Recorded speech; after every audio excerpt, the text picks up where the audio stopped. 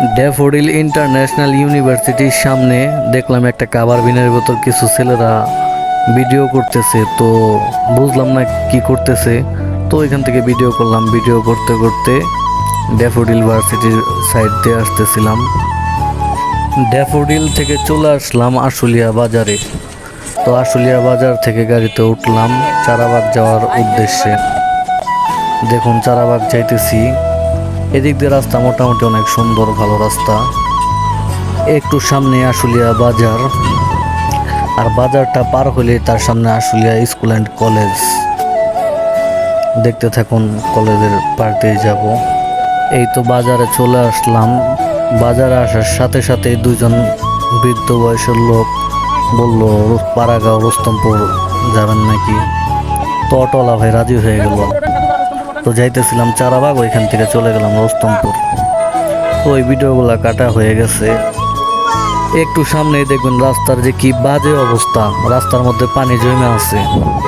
পানিগুলা যে কেউ দায়িত্ব নিয়ে ড্রেনের লাইন আছে, ড্রেনের লাইনে ঢুকাবে বা পানিগুলা সরাই দিবে, কেউ এই কাজগুলা করে না।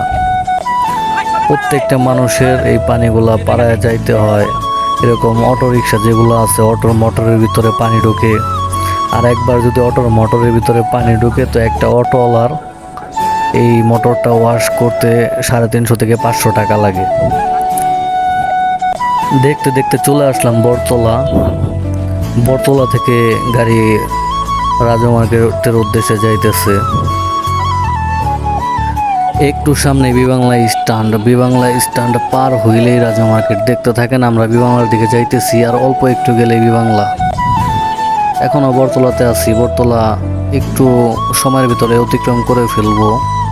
বটতলা অতিক্রম করলেই বিবাংলা, আর বিবাংলার পরে হইতেছে আমাদের এখানে রাজু মার্কেটে একটা হসপিটাল আছে, কিন্তু আমাদের ওইখানে ভালো ডাক্তার পাওয়া যায় না।